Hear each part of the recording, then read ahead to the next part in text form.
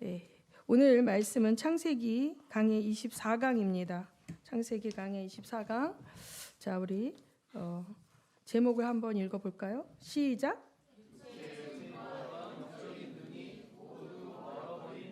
네. 자, 여러분, 이삭은 참 청소년 때 어떻게 했어요? 자기 몸이 묶여서 번제물로 드려지는 가운데 있을 때 아버지께 반항하지 아니하고 그 아버지가 이야기를 했을 수도 있고 성경엔 나와 있지 않지만 수동적으로 그 모든 상황을 받아들이고 그냥 죽으면 죽으리라, 그렇죠? 그렇게 산 제물로 드려졌던 믿음을 가진 자였어요. 그래서 그 이후에 하나님께서 우리가 지난번에 봤지만 이삭이 우물을 팔 때마다 어떻게 해요? 블레셋이 와서 우물을 뺏어갔죠. 그러면 이삭은 싸우지 않고 또 넘겨주고 또 도망가서 또 다시 아버지가 팠던 우물 메웠던 걸 다시 열기도 하고 새 우물을 파기도 하는데 하나님 그때마다 그에게 어떻게 해요? 복을 주셨어요. 복을 주셨어요. 근데 이삭에게 있어서 그 뒤에 또 아비멜렉 앞에 자기 아내를 누이를 속이는 사건도 있고 그런데 이삭에게 있어서 어떻게 보면 최고의 믿음의 절정의 순간은 언제였던 것 같아요? 번제물로 묶여 있었을 때 같아요. 그 목숨의 위협 앞에. 우물을 빼앗기는 것은 목숨이 위험하진 않아요, 그렇죠? 자기의 재산의 손실이 오고 경제적으로 공고해지지만 그 목숨이 죽음에 달하는 그러한 상황은 아니었거든요. 그런데 어떻게 보면 그때 최상의 믿음을 주님께 드렸다면 그 이삭은 아쉽게도 그 이후의 삶이 계속 믿음이 퇴보하는 모습을 보여주고 있어요. 그 수동적인 믿음이에요. 성경에 나오는 이삭의 믿음은 굉장히 적극적이고 진취적인 믿음이라기보다는 상황 속에서 반항하지 않고 뛰쳐나가지 않고 그 자리에서 인내하고 또 자기가 어떠한 상황이 됐을 때 영적 권위 앞에 자기의 목숨까지라도 내어놓는 믿음인데 굉장히 어떻게 보면 수동적이다.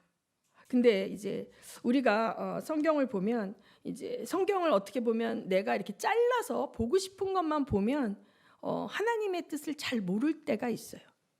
그런데 이렇게 우리가 강해 설교를 통해서 혹은 통독을 통해서 성경을 쭉 읽어가면 그렇게 하나님 앞에 목숨까지 내놓았던 이삭도 늙어서 어떻게 퇴보했는지를 보여주고 있어요.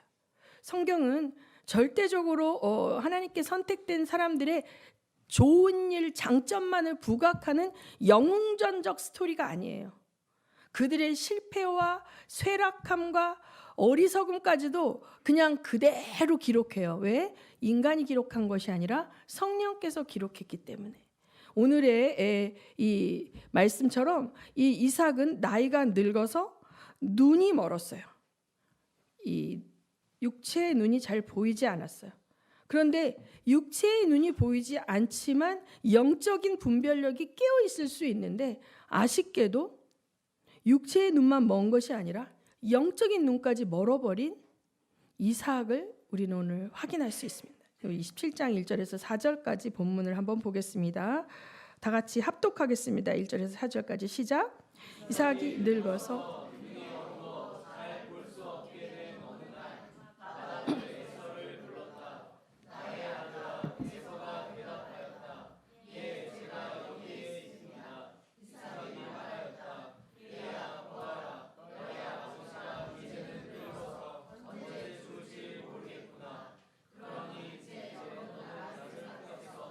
사냥할 때 쓰는 기구들 곧 화살통과 활을 메고 들로 나가서 사냥을 하다가 내가 좋아하는 별미를 만들어서 내가 그것을 먹고 죽기 전에 축복하겠다.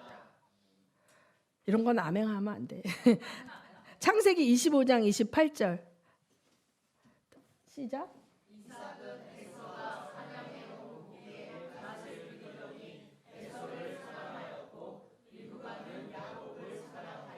네, 여기서 이제 우리가 지난 시간에도 봤지만 이삭이 그 에서가 사냥해온 고기가 굉장히 맛있었나 봐요. 그 입맛에 맞았나 봐요.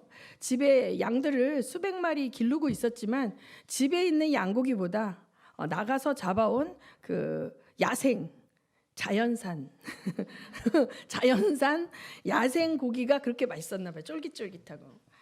그래서 그 맛에 이제 들여서 그 에서가 잡아다 주는 고기가 너무 맛있었기 때문에 에서를 사랑하였다라고 창세기 25장에 말을 해요.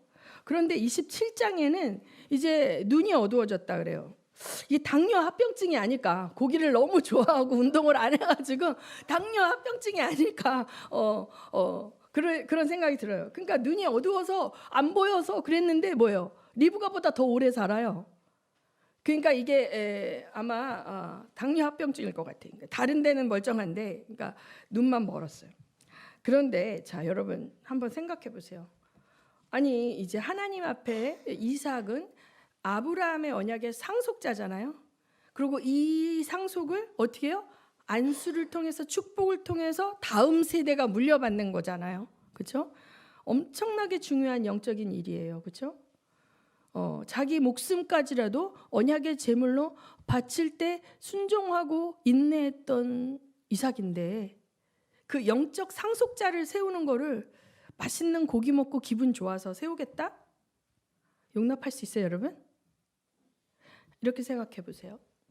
자, 조 목사님이 엄청 맛있는 음식을 좋아하는데 오늘날 여러분 이 서진교회 가운데 하나님께서 예비하신 최고의 축복, 하늘의 신령한 복과 땅의 충만한 복이야.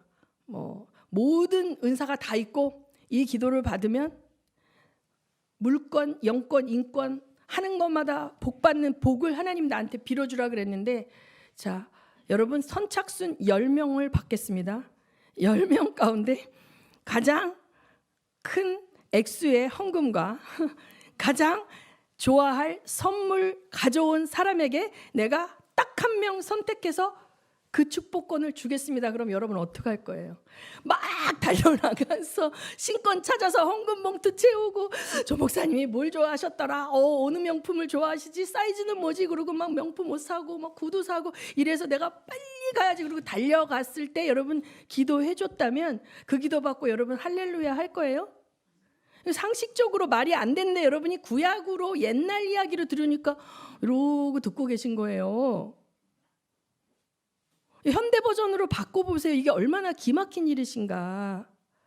최고의 선물 받고 나를 행복하게 해준 사람에게 이걸 주겠다는 거잖아요. 사실 뱃속에 있을 때 뭐라 그랬어요?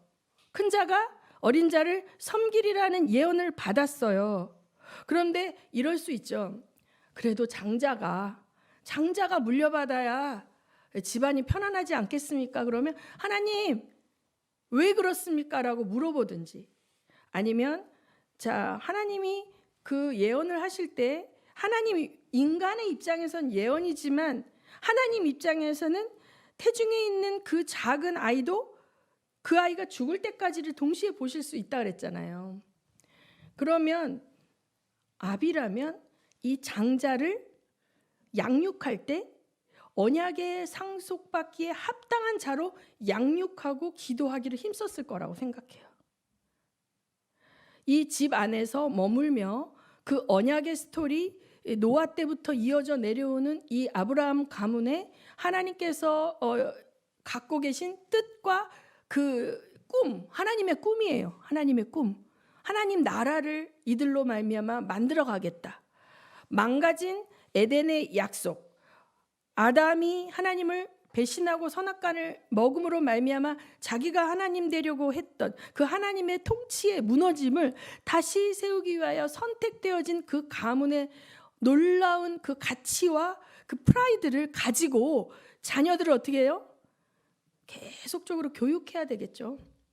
그런데 고기 맛에 길들여가지고 영적인 건 다 놔버리고 내 자식이 갖다 주는 고기가 맛있어. 내 자식이 벌어다 주는 월급 봉투.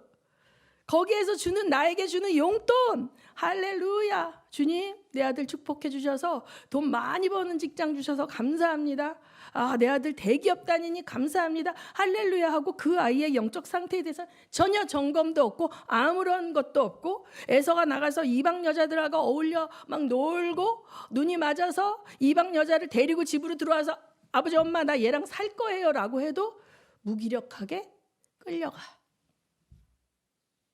영적 리더십이 전혀 없어. 자, 보십시오.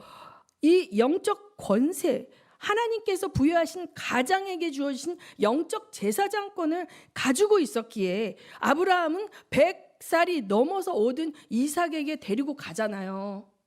그렇죠? 종들에게 여기 있으라 하고 그 번제단에 아들을 데리고 가잖아요.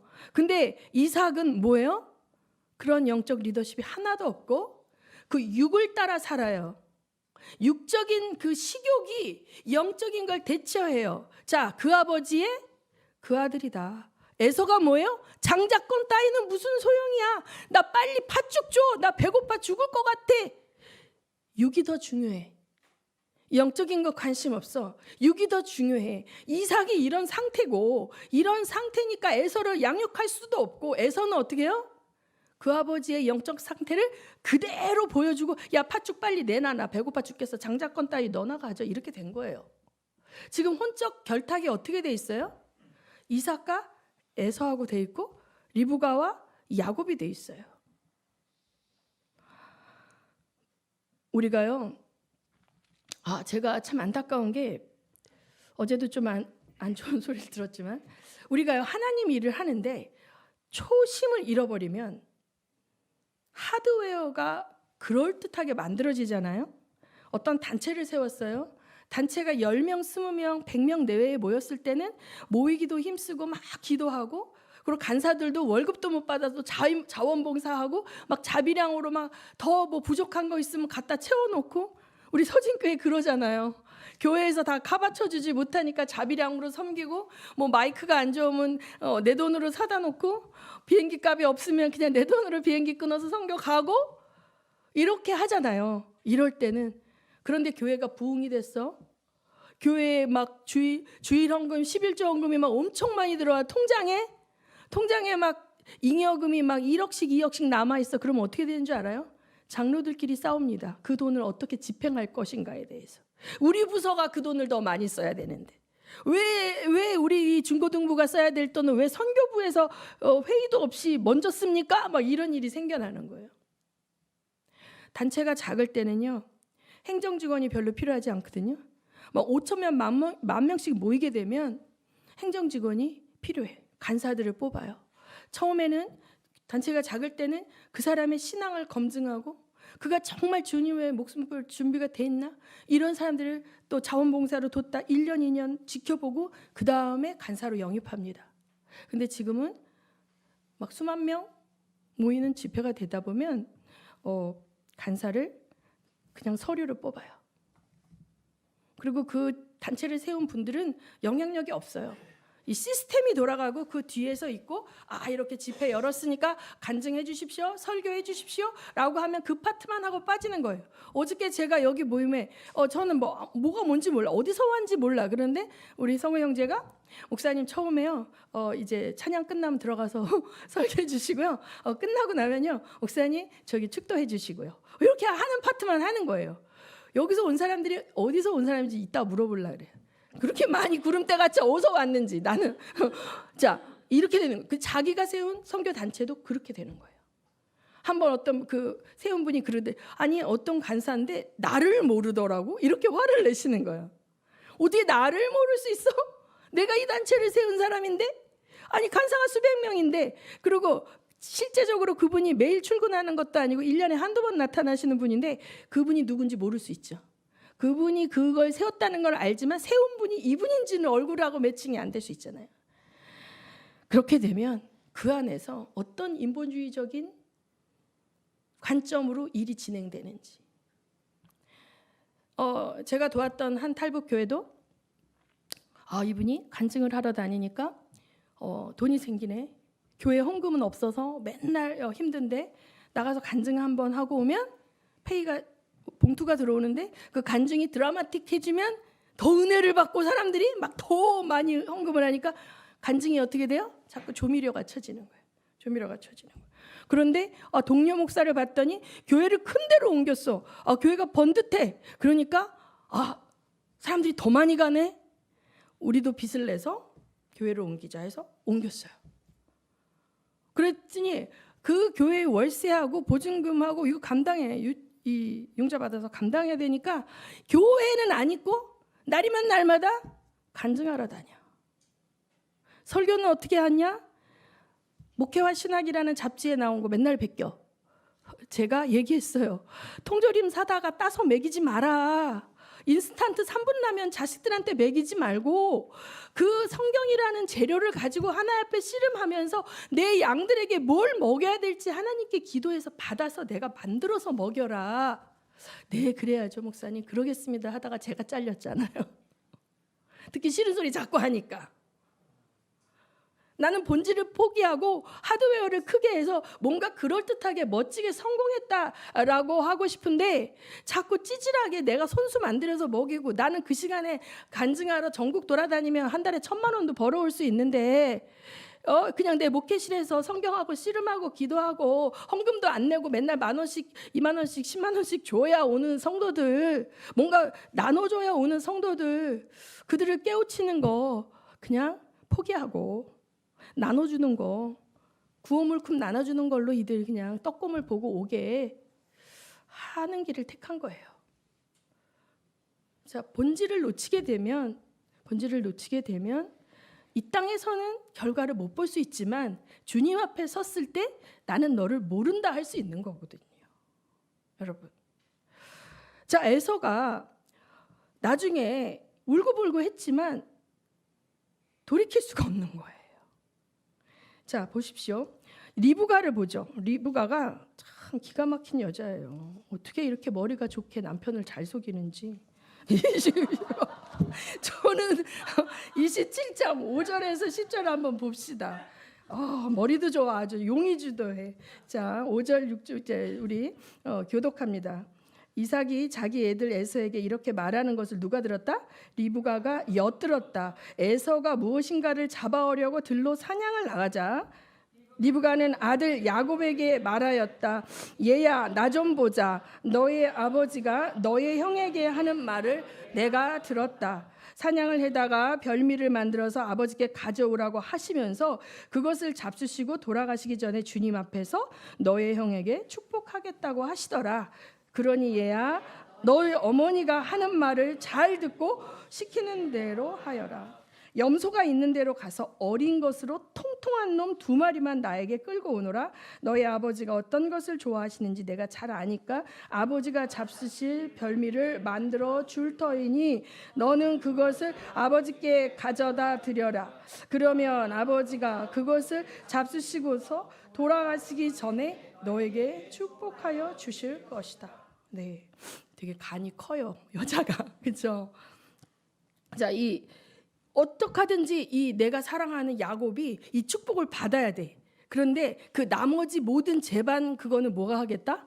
내가 하겠다는 거잖아요. 근데 자, 여기 보면 야곱은 주저주저합니다. 야곱이. 자, 그 보면 11절 보면은, 자, 11절 찾았나요? 11절 없어요? 야곱이 뭐라 그러냐면, 자, 아버지가 내가 몸이 어떻게 매끈매끈한 사람이고 형은 털이 많은 사람인데 내가 들통이 나면 축복은 고사하고 뭐예요? 저주를 받으면 어떡해요? 이 두려움이 있어요. 그랬더니 어머니가 아들에게 뭐라 그러냐면, 아들아, 저주는 이 어미가 받으마. 너는 가서 시키는 대로 해라. 2마리 빨리 끌고 오너라. 막 급한 거예요. 에서가 빨리 잡아갖고 오면 안 돼. 그러니까 2마리 급한 대로 끌고 오너라. 그가 가서 2마리를 붙잡아서 어머니에게 끌고 오니 그가 어머니의 그것으로 아버지의 입맛에 맞게, 그의 어머니가 그것으로 입맛에 맞게 별미를 만들었대요. 염소고기가 이렇게 통통한 염소 새끼, 그죠? 어미들은 질기고 냄새가 많이 나거든요. 아기들 고기는 연해요. 저는 염소고기 먹어봤어요. 양고기도 먹어봤어요. 어디서? 몽골에서. 근데 저도 양고기보다는 염소고기가 소고기 맛하고 더 가까운 것 같아요. 양고기는 제가 그 양의 특징적인 그 누린내가 제가 힘든데 이거 소고기예요? 물어봤더니 염소고기라 그러더라고요. 저도 염소고기가 너무 맛있더라고요. 자, 그런데 이제 이 용의주도함을 보십시오. 별미를 만들었는데 15절에 보면 어떻게 해요? 그런 다음에 리브가는 자기 집에 잘 간직하여둔 맏아들 에서의 옷 가운데서 가장 좋은 것을 꺼내서 작은 아들 야곱에게 입히고 염소 새끼 가죽을 야곱의 매끈한 손과 목덜미에 둘러줬대요. 제가 입고 다니는 조끼가 하나 있는데 그 뒤에가 양털이거든요. 그래서 제가 그걸 이렇게 대고 한번 만져봤어요. 눈 감고 이 설교 준비하면서. 거칠거칠하죠. 양털을 깎고 이 양털이 깎은 그 흔적이 남아 있는 그것이 이렇게 뭐랄까 털이 이렇게 느껴지잖아요. 근데 사람이 털이 많은 거하고는 느낌이 다를 것 같은데도 어쨌든 급한 대로 이렇게 하면서 아주 완벽하게 남편을 속이려고 아주 계획 범죄를 준비하면서 여기까지는 야곱은 뭐예요? 떠밀려 가고 있어요. 엄마가 워낙 주도하고 사랑하는 아들아 이 어미 말을 듣거라 이렇게 사랑한다고 하면서 컨트롤을 하면 거절을 못해. 막 야단을 치거나 마음을 상하게 하면 이 사람이 막 싸움이 날 수 있지만 엮이는 가정에 가장 무서운 게 뭐냐면 칭찬하면서 컨트롤하는 그 엮이는 부모들 앞에 자식은 그대로 아바타처럼 살거든요. 지금 여기 야곱이 엄마가 사랑한다 아들아 이 저주가 엄마가 넌 이거 꼭 받아내야 돼 하면서 여기서 수동적으로 끌려가고 있어요. 수동적으로 이렇게 하고 있는데 자 급기야 18절에 보면 야곱이 아버지에게 가서 여기 보면 17절에 자기가 마련한 별미와 땅을 아들 야곱에게 들려주었대. 뭐예요? 이렇게 있는 거를 야곱이 든 게 아니라 자 이거 빨리 들어 막 이렇게. 그리고 내가 볼 때 텐트로 물고 가서 야곱 쓱 밀어 넣었을 거예요. 이렇게 쓱 밀어 넣었을 것 같아. 정신을 차리고 보니 야곱이 염소 새끼 요리를 들고 형의 옷을 입고 양털을 들고 아버지 앞에 띡 서 있는 거야. 그치? 그런 상황 18절 누구냐? 이렇게 했겠죠. 인기척이 나니까 야곱이 물어봤어요. 아버지. 그러자 이삭이 나 여기 있다. 아들아 너는 누구냐? 야곱이 아버지에게 말하였습니다. 저는 아버지의 맏아들 에서입니다. 얼마나 목소리가 떨렸을까요? 에서입니다. 이랬겠죠. 아버지께서 말씀하신 그대로 하였습니다. 얼마나 떨렸을까요? 이제 일어나 앉으셔서 제가 사냥하여 온 고기를 잡수시고 저에게 마음껏 축복하여 주십시오. 자, 여기까지는 악의 동조자였다가 여기서부터는 적극적으로 거짓말을 하며 악의 주도자가 돼요. 악의 주도자가 돼요. 그러니까 이삭이 얘야 어떻게 그렇게 빨리 사냥거리를 찾았느냐 궁금해서 물었더니 뭐라 그래 야곱이? 아버지께서 섬기시는 주 하나님이 일이 잘 되게 도와주셨습니다. 여러분 하나님까지 끌어들여서 거짓말을 해요. 하나님께서 끌어들여서 거짓말을 해요. 제가 한번 아들한테 그런 적 야 하나님이 그거 원하시는 것 같아. 사춘기 때 엄마 그냥 엄마 의견이라고 말하세요. 자꾸 하나님이 그러셨다고 하지 마시고 엄마 의견이 그거 아니에요? 이렇게 따지더라고요. 우리 믿는 부모들이 그런 짓을 잘해요. 고개 끄덕거리 하시는 분은 전과자들이야. 자 여기서 거짓말을 하면서 하나님을 끌어들여요. 하나님이 속히 잡게 해주셨다고 얘기해요. 자 그런데 아무래도 목소리가 계속 떨리고 있어. 에서의 목소리가 아니야. 그러니까 얘야 내가 널 좀 만져볼 수 있게 이리 가까이 오너라. 네가 정말로 나의 아들 에서인지 좀 알아보아야 되겠다. 얼마나 심장이 떨렸겠어요. 그런데 가까이 갔을 때 엄마가 대준 양털 있는 팔을 내밀었겠죠. 이렇게 만지고 속으로 막 떨리면서 그런데 이상하다. 에서의 팔이네 하니까 역시 우리 엄마는 대단해. 네, 우리 엄마는 진짜 용의주도해라고 한편 놀랬을 거예요. 목소리는 야곱의 목소리인데 손은 에서의 손이로구나. 이삭은 야곱의 두 손이 저희 형 에서의 손처럼 털이 나 있으므로 그가 야곱인 줄을 모르고 그에게 축복하여 주기로 하였다. 이삭은 다짐하였다. 네가 정말로 나의 아들 에서냐? 야곱이 대답하였습니다. 예, 그렇습니다. 이삭이 말하였다. 나의 아들아, 네가 사냥하여 온 것을 나에게 가져오너라. 내가 그것을 먹고서 너에게 마음껏 복을 빌어 주겠다. 그래서 이삭은 그 요리를 먹었습니다. 정말 이 마지막 순간에 이삭이 조금이라도 찝찝하다면 야, 안 되겠다. 오늘은 내가 기도를 못할 테니 다음에 하자. 이렇게 할 수도 있잖아요. 그런데 고기가 먹고 싶었나 봐. 냄새가 막 날 거 아니에요. 얼른 갖고 와봐라. 일단 먹고 나면 어떻게 해요? 미안해서라도 해줘야 되잖아요. 이게 받아 먹는 걸 너무 좋아하면 안 돼. 공짜 너무 좋아하면 안 돼요. 자, 그래서 지금 보면 계속적으로 하나님은 사인을 주고 있는 것 같아요. 이삭한테. 뭔가 이상하지 않냐? 제 목소리를 잘 들어봐라. 이렇게 하고 있는 것 같은데. 자, 근데 야곱은 처음에는 엄마가 주도하고 엄마가 깔아놓은 무대에 그냥 못 이기는 척 들어갔지만 그 상황에 한복판으로 들어가니까 이제는 이판사판이야.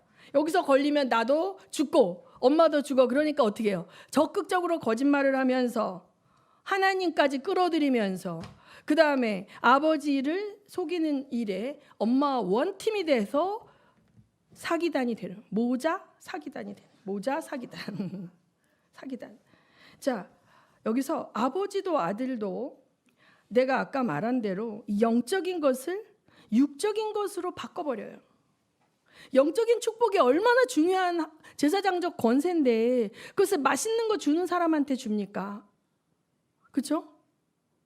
너무 무서워요. 한국 교회에 헌금 많이 내고 1년에 얼마 내는 헌금 보고 장로 임직을 한다잖아요. 다 그렇진 않겠지만 아무리 이 신실해도 교회를 위하여 어떤 물질적으로 헌신할 수 없는 사람은 우선 순번에서 많이 밀리는 조직의 논리가 있는 거예요. 조직의 논리. 저희 아버님이 이부고도 도민회장 하실 때 어머니하고 많이 싸우는 소리 제가 들었는데 아버님 회사에서 이렇게 해가지고 그 무슨 행사를 할 때 500만 원이고 1000만 원이고 내야 되는 거예요. 그 자리값이 있어요. 그걸 행사를 해야 되니까 어머님이 막 집에 생활비는 안 주시면서 그런 데는 할 돈이 있냐고 하는데 이 남자들의 사회생활 가운데는 또 그렇게 몫을 해야 되는 부분이 있는 거죠. 이러한 논리가 본질을 뺏어가면 안 되는 거죠. 그런데 세상이 그렇게 돌아갑니다, 여러분. 세상이 그렇게 돌아가요. 자, 그래서 상속자라는 정말 함량 미달의 아들에게 맛있는 거 해주는 아들이니까 좋은 아들인 거예요. 언약과 영적인 관점에서는 빵점짜리 아들인데 나한테 맛있는 거 해주는 아들이니까 100점으로 만들어서 축복을 주겠다는 거라고요. 이삭이. 자, 이 여자가 이제 어떻게 됩니까? 야곱은 이제 에서로 연기하며 거짓말을 했는데 축복을 다 받습니다.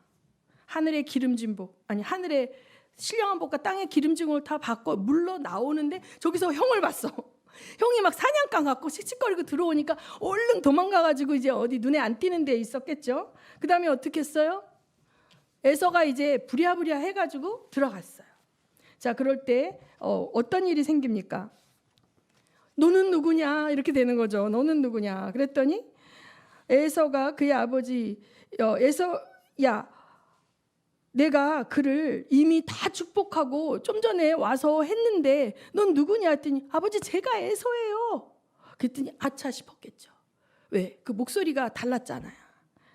아버지 빨리 그거 취소하고 나 기도해 주세요. 그랬는데 내가 그에게 불 수 있는 축복을 다 부었는데 어떻게 취소하냐 이럽니다.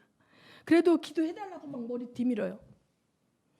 그랬더니 하나님께서 에서에게 축복하게 기도를 하시는데 어떻게 그 입술을 잡아서 축복이 아니라 하나님이 그에게 하시고 싶은 말을 하는 거예요. 여러분 발람과 발락의 때도 발람이 저주의 말을 하려고 했는데 어떻게 해요? 계속 발람의 입을 잡으셔서 이스라엘 축복하게 하셨잖아요. 대형 기도를 해본 사람은 알아요. 대형 기도를 주의 종들이 할 때 제가 생각지 못한 말이 선포되고 나가거든요. 여기서 에서에게 뭐라 그래요? 하나님께서 주시는 게 그 복이 아주 이렇게 힘들어요. 이게 새 번역으로 보니까 개역개역 해석하고 버전이 좀 다른데 이걸 해석하기에 따라서는 조금 까리까리한데 어쨌든 굉장히 너는 인생이 고달플 것이다. 네 인생은 순탄치 않을 것이다 라는 내용의 복이에요. 기도는 받았지만 하나님이 원하는 영적 축복을 받은 것이 아니라 그냥 그 삶에 네가 육을 따라 살았기 때문에 네가 이 세상의 육적 논리에 의해서 네가 힘을 가져야만 이기는 자가 될 것이다 라는 이 하늘의 축복과 하나님의 도우심을 따라 사는 자가 아니라 내가 내 힘으로 나를 무장하고 살아가야 되는 자의 삶을 살아야 된다라는 이야기를 해줘요. 자, 그런데 이제 에서가 분해서 어떻게 해요? 동생 야곱을 죽이려고 하죠. 항상 우리가 영적인 사람들과 육적인 사람들의 차이는 뭐냐면 영적인 사람들은 항상 어떤 일을 당했을 때 이 일이 왜 나에게 당했나? 내가 하나님 앞에서 무엇을 잘못했나? 회개할 것이 없나? 하나님께서 나에게 이러한 고난을 주신 사인을 무엇인지 알고자 하나님 앞에 엎드리죠. 그런데 세상에 속한 사람, 자기가 왕돼서 사는 사람은 누가 나를 이렇게 힘들게 했나? 내 탓이 아니라 상대 탓이야. 야곱 저놈 때문이야. 저놈만 없었으면 하나님이 나에게 주는 축복을 내가 다 받을 수 있는데 저놈이 가로챘어 라고 얘기하는 거예요. 하나님은 하나님의 축복권을 아무에게나 주시지 않습니다. 야곱이 없어도 에서의 삶이 그 하나님의 언약을 상속받을 그 믿음의 반열에 들기에 합격점이 없으면 안 주시는 하나님이에요. 그런데 이 에서는 내가 왜 패싱되었나에 대한 관심이 없고 저놈 때문이야 저놈 때문이야 저놈 때문이야 계속 그러고 있고 죽이겠다고 하잖아요. 그러니까 어떻게 합니까? 리브가가 이삭에게 우리 27장 46절을 한번 넘어가요. 쭉 넘어가 보면 뒤에 자, 시작 46절 리브가가 이삭에게 말하였다. 나는 햇사람의 딸들 때문에 사는 게 아주 넌더리가 납니다. 야곱이 이 땅에 사는 사람들의 딸을 곧 햇사람의 딸들 가운데서 아내를 맞아들인다고 하면 내가 살아있다고는 하지만 나에게 무슨 재미가 있겠습니까? 무슨 말이냐면 자, 야곱을 빼돌려야 돼. 그 친정집으로 가게 해야 되는데 명분을 만들어야 되잖아요. 그런데 자기가 한 짓 때문에 에서가 야곱을 죽이려고 한다고 말할 수는 없잖아요. 그러니까 어떻게 해요? 신부감 구하러 보내겠다. 근데 에서가 어떻게 했어요? 해적 속의 딸들 둘 데리고 왔잖아요. 지네들끼리 뭐 나이트에서 만났는지 클럽에서 만났는지 놀다가 너무 눈이 맞아서 데리고 왔는데 이 딸들 때문에 이삭과 리브가가 큰 근심이 됐다 그랬어요. 하나님도 모르고 우상 숭배하고 그 이방 족속의 음란한 문화와 방탕한 그런 습속을 그대로 지닌 여자들이 그 집에 들어와서 그 어른을 존중하지도 않고 그 가문의 전통에 따라 언약 백성을 상속할 수 있는 그 자손을 잉태하고 낳아야 할 그런 거룩한 여자의 모습도 없고 너무 엉망인 거죠. 그러니까 그 목숨을 걸고 바단 아람에서 이 가나안까지 따라온 리브가의 눈에 볼 때는 안 그래도 싫어 죽겠는데 안 그래도 미워 죽겠는데 미운 게 미운 짓만 골라서 한다 이렇게 되고 여기 표현이 뭐야? 넌더리가 난다는 거예요. 아주 질색을 할 정도로 힘들었다는 거예요. 근데 이것이 100% 거짓말이 아닌 것은 실상은 그런 생각을 했을 거예요. 우리 친정에서 있는 애들하고 왔다면 내가 잘 양육하고 잘 지도해서 이렇게 할 수 있을 텐데 이런 생각이 드는 거죠. 얘네는 이 시어머니 말은 귀뚱이로 듣고 맨날 그 근처에 있는 친정집에 가가지고 안 좋은 거나 배워가지고 와가지고 이렇게 하고 뻑하면 친정엄마하고 어울려서 이렇게 하니 리브가의 리더십이 쓸 수도 없는 거죠. 그것을 이삭도 근심하고 있었고 리브가도 근심하고 있었는데 그래서 이제 야곱의 아내는 거기서 데려와야 되기 때문에 야곱을 거기 보내겠다라고 하니까 이삭은 동의할 수밖에 없어요. 그게 팩트니까. 그래서 이제 야곱을 부릅니다. 이삭이 28장 1절에서 4절 시작. 이삭이 이삭을 불러서 그에게 복을 빌어주고 당부하였다. 너는 가나안 사람들 딸들 가운데서 아내를 맞이하지 말아라. 이제 곧 바단 아람에 계시는 부두엘 외아버지 댁으로 가서 거기에서 너의 외삼촌 가운데에서 내 아내가 될 사람을 찾아서 결혼하여라. 전능하신 하나님이 너에게 복을 주셔서 너로 생육하고 번성하게 하시고 마침내 네가 여러 민족을 낳게 하실 것이다. 하나님이 아브라함에게 허락하신 복을 너와 내 자손에게도 주셔서 네가 지금 나그네 살이를 하고 있는 이 땅, 하나님이 아브라함에게 주신 이 땅을 내가 유산으로 받을 수 있게 해 주시기를 바란다. 이때쯤 돼서 이삭이 기도하는 것을 보니까 정신을 차린 것 같아요. 기도의 내용이 제가 시간상 찾지는 않지만 처음에 맛있는 거 먹고 야곱에게 해줄 때는 그냥 일반적인 축복이에요. 하늘의 복, 땅의 복. 근데 여기는 굉장히 구체적이에요. 뭐예요? 이 땅, 이 가나안 땅을 주시겠다고 하는 하나님, 아브라함의 하나님의 그 복을 이제 네가 받아야 된다라는 거죠. 그러니까 이제 에서는 장자권을 빼앗긴 에서는 그 아브라함의 언약을 이어갈 상속자의 복을 받기에 합당치 않다. 왜? 그 가정 안에서 자라나고 양육되는 자들은 하나님의 문화와 하나님의 뜻과 상관없이 자랄 것이기 때문에 이제 여기서 동의가 된 것 같아. 그래서 이렇게 축복해서 보냅니다. 여기서 이제 우리가 스토리만 보면 재미가 있는데 좀 우리가 이제 잘 이제 놓치지 말아야 될 걸 봐야 돼요. 자, 이삭, 리브가, 야곱, 에서 4명의 주인공이 나옵니다. 여기. 그죠? 등장인물 4명이 이 스토리에. 자, 이삭 어때요? 어리석죠? 무능하죠? 영적으로 게으르죠? 육체의 눈만 먼 게 아니라 영적 분별력도 완전히 없어져 버렸어요. 무지한 자예요. 굿이에요, 배드예요? 배드입니다. 리브가 봅니다. 잔머리 진짜 잘 굴리죠? 욕심 많고 탐심 많아요. 이런 걸 뭐라 하는 줄 알아요? 교활하다 그래요. 교활하고 거짓말 잘하고 속이고 자기가 원하는 걸 갖기 위해서는 수단과 방법을 가리지 않는 사람이에요. 굿이에요, 배드예요? 배드예요. 자, 에서 충동적이고 미련해요. 그렇죠? 충동적이고 미련하고 정욕적이에요. 이성적이기보다는 욕망에 이끌려서 특별히 되게 정욕적이에요. 굿이에요, 배드예요? 배드입니다. 자, 야곱, 아버지를 속이고 형의 걸 뺐었어요. 나쁜 것을 알면서도 갈등하면서도 못 이기는 척하면서 속이고 빼앗았어요. 굿이에요, 배드예요? 배드예요. 여러분 다 배드예요. 다 배드예요. 이럴 때 하나님 어떻게 하십니까?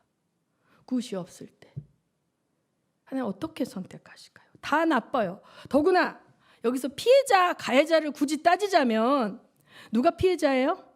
에서가 피해자예요. 이삭도 피해자죠. 속았으니까. 가해자 누굽니까? 리브가하고 야곱이에요.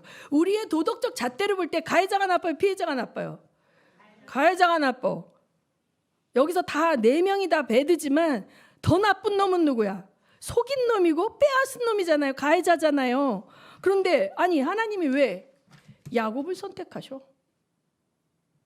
그러니까 여러분 이제 세상의 논리로 여러분의 윤리 도덕의 잣대로만 따라가다 보면 넘어질 수 있다는 거예요. 하나님의 뜻과 이걸 분별할 수 있는 여러분의 영적 통찰력이 있어야 되는 시대예요. 왜? 아까도 얘기했지만 그 커렉티브니스 이들이 옳고 그름을 이야기하면서 이거를 얘기하면 넌 나쁜 놈이야. 어떻게 동성애자 그 성적 소수자 태어날 때부터 그런 캐릭터로 태어난 그들을 니네가 학대해 막 이러면서 나쁜 놈을 만들어 보면 아니야 나 그 존중해. 학대하지 않지만 그걸 옳다고 얘기할 수는 없어요. 이렇게 그들이 플레임을 씌우면서 선과 악의 플레임으로 그들이 정한 성경적 프레임이 아닌 인본주의자들이 정한 선과 악의 프레임으로 끊임없이 교회에게 잣대를 들이대고 정치인들에게 잣대를 들이대고 교사들에게 잣대를 들이댈 때 하나님의 프레임을 붙잡고 놓지 않는 여러분 되시기를 예수 이름으로 축원합니다. 여기서 다 나쁜데 하나님이 선을 찾을 수가 없을 때 어떻게 찾으시냐면 하나님 나라와 뜻을 한 줄기라도 붙잡고 놓지 않는 자를 찾으시는 줄 믿으시기 바라요. 리브가는 기억했을 거예요. 큰 자가 어린 자를 섬기리라. 그리고 그 아이들을 양육한 엄마로서 40이 넘도록 아이들을 자랐던 그 엄마로서 그 캐릭터 안에 하나님의 말씀, 영적인 가치, 위대한 하나님의 뜻을 잘 붙잡고 있는 캐릭터는 야곱이라는 것을 알고 있었던 거예요. 그러면 세상 법칙이 장자에게 가는 거라도 그걸 깨고 영적인 것을 담을 수 있는 자에게 줘야 돼요. 거룩한 것을 돼지에게 던지지 말라고 하셨어요. 제가 어떨 때 안타까운 것은 기도를 할 때 어떤 분들은 그게 쫙쫙 빨려 들어가서 그 심령으로 들어가는데 어떤 분들은 이게 견고한 진으로 다 미끄러져 나가요. 백날 기도해도 그 기도를 해줘도 그는 스폰지가 흡수하는 것처럼 흡수하는 게 아니라 맨질맨질한 양철을 뒤집어 쓰고 있는 것처럼 들어가지 않아요. 하나님의 기름 부음이. 아마 에서가 그런 자예요. 세상에 견고한 진이 너무 가득 그를 철갑처럼 두르고 있어서 하나님의 영적 축복에 대한 갈망도 없고 그것을 스며들지도 않는데 그래도 관례상 축복권은 받고 싶은. 자, 하나님은 미약하나마 도덕적으로 넘어지고 실수하고 세상과 막 뒤엉켜서 흙이 잔뜩 묻었지만 영적인 끈은 그래도 이렇게 붙잡고 있는. 야곱이 뭘 붙잡고 있어요? 원래 뒤꿈치 붙잡고 있는 건데 하나님을 붙잡잖아요. 나중에 분이엘에서 천사를 붙잡고 나를 축복하고 가지 않으면 난 이걸 놓지 않겠습니다. 야곱이 잘하는 거 하나는 붙잡고 늘어지는 거야. 바짓가랭이 붙잡고 늘어지는 건데 결정적인 순간에 야곱은 영적인 걸 붙잡는 자. 아멘. 이것 때문에 하나님이 야곱을 부어주는 거예요. 우리 돌아보면 참 부족합니다. 제가 어저께 그 목사님 사람들이 그 재밌습니까? 탈북사역 은혜 됩니까? 자기가 탈북사역 30년 하면서 얻은 후유증이 뭐냐면 사람을 못 믿는 거예요. 언제 배신할지 몰라. 북한 사람들은 거짓말 너무 잘합니다. 거짓말을 밥 먹듯이 해도 그게 선이에요. 왜? 살아남아야 되니까. 거짓말해서 살아남아야 되니까. 그런데 그 사람이 골라가며 거짓말하는 게 아니라 자기가 이용할 수 있는 모든 사람들한테는 다 거짓말을 하는데 우리는 그가 우리에게 거짓말할 거라는 걸 생각하지 않고 했을 때 그가 배신 때리고 나를 속여먹고 이용해 먹었다는 걸 알게 되면 어떻게 해요? 나의 선함이 상처를 받아요. 그러면 그 다음에 사람들을 못 믿게 돼. 북한 사람이라는 이유 하나만으로 이 사람 또 속일 수 있지 않나? 이 사람 또 거짓말하지 않나? 이런 선입관을 갖게 되는 거예요. 자기가 가진 후유증이 그거라는 거예요. 사람을 못 믿게 됐다는 거예요. 그리고 몽골에도 감옥에 갇히고 여러 차례 감옥에 갇혔고 집을 떠나 30년 객지에서 살았고 그 간사분하고 내가 식사하면서 얘기했는데 아들이 미국에서 대학을 나와가지고 사모님은 그 전에 애들 대학 가고 한국에 들어왔는데 공항에 나갔는데 선교사님이 자기 아들 못 알아봤대. 그러니까 사진으로는 봤는데 이 전체 사이즈를 몰라갖고 아들이 너무 커가지고 오니까 계속 이렇게 그 사진하고 이렇게 비교하면서 찾았는데 얘는 벌써 나가가지고 딴 데 있었던 거예요. 그 정도로 가족과 시간을 못 보내고 살았는데 왜 이 일을 하십니까?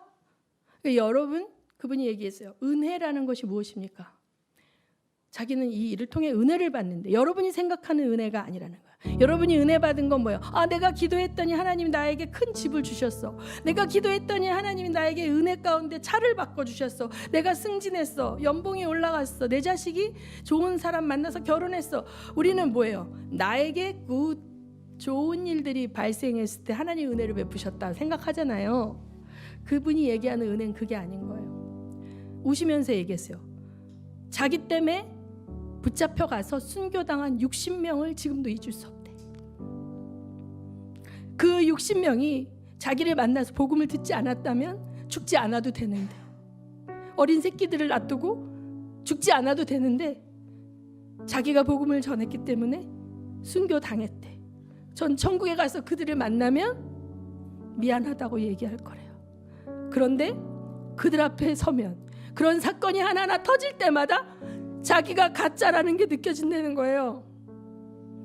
그들의 진짜 앞에 자기의 신앙이 너무 가짜 같아서, 그들이 나를 성장시키고 그들이 나에게 참 은혜가 무엇인지 알려주기 때문에 자기는 죽는 날까지 이 일을 할 거라고 얘기합니다. 여러분, 은혜가 뭐예요? 여러분, 이삭이 가짜가 돼가고 있잖아요. 산 제물로 드려졌던 이삭이 가짜가 돼가고 있잖아요. 집안의 어른이라 가장 좋은 건 언제나, 제일 맛있는 건 언제나 목사가 되고 당회장 목사가 되고, 저는 어느 교회가 목사님 생일 때 장로들이 줄줄이 선물을 실은 차를 싣고 와갖고 무슨 고관 대작 앞에 선물 진상하듯이 그런 모습을 보고 너무 무서웠어요. 길들여질까봐. 우리가 영적인 권리가 세상의 육의 복을 누리는 특권이 되어지면 안 되잖아요. 그래서 하나님께서 사랑하는 자들에게 옥에 갇히게도 하시고 환난을 겪게도 하시고 가족들이 무너지게도 하십니다. 그것을 통해서 기도의 자리에 앉아서 나는 그냥 하나님 할렐루야 하면 오케이, 자 이거 줄게, 도깨비 방망이처럼 하나님에게 그냥 나는 대가 지불하지 않고 예수님이 다 지불하셨으니까 나는 받을 것만 있어, 받을 권리가 있어, 난 자녀야 하는 자들과, 주님 제가 감옥에 가더라도 그 자리에서 탈북자들을 한국으로 돌려오겠습니다. 지금 1명 데리고 온데 1억 든대요. 옛날에 300이었는데 그래도 그걸 멈추지 않겠다고 합니다. 그리고 하버드, 예일, 유엔에 있는 그 유명한 세상을 움직이는 그 모든 사람들이 정해놓은 선에서 당신들 북한 여성들이 어떻게 살고 있는지 알아? 이 땅에 잘 먹고 잘 사는 사람들이, 어린아이들이 자기들의 성을 바꾸겠다고 하는 것만 인권이냐? 북한에서 탈북해서 장애인과 알코올 중독자들에게 끌려가서 매 맞아서 온몸이 불구가 돼도 오늘 하루 또 잡혀서 끌려갈까봐 벌벌 떨고 있는 북한의 여성들, 중국에 있는 여성들의 인권은 인권이 아니냐? 너희들이 생각하고 있는 정의와 사랑이라는 게 왜 그렇게 선택적이냐? 너희들에게 불리한 건 왜 침묵하느냐라고 따진다는 거예요. 따진다는 거예요. 이스라엘에 가서 말했다는 거예요. 당신들이 망할 것이다. 왜? 하마스가 전쟁을 일으켰죠. 하마스가 판 땅굴, 하마스가 쏜 그 무기들 어디서 왔어요? 북한에서 왔어요. 여러분, 이 한반도가 어떤 땅인 줄 아세요? 이 마지막 때에 한반도가 딱 반이 나눠서 그 위에서는 하나님이 가장 증오하는 일을 하는 자들을 앞장서서 돕고 있고요. 이 동성애와 차별금지법, 이 서유럽의 기독교 국가들 다 넘어간 거를 죽겠다고 버티면서 막고 있는 전 세계 유일한 나라 대한민국입니다. 우리가 편안함을 택하기 위하여 가짜가 되기 시작하면 눈이 멀어져요. 맛있는 거, 편한 거 찾게 돼요. 이삭이 내가 될 수 있어요, 여러분. 그러지 않도록 우리 기도하십시다. 이 시간에 우리 잠깐 기도하겠습니다. 기도합니다. 하나님,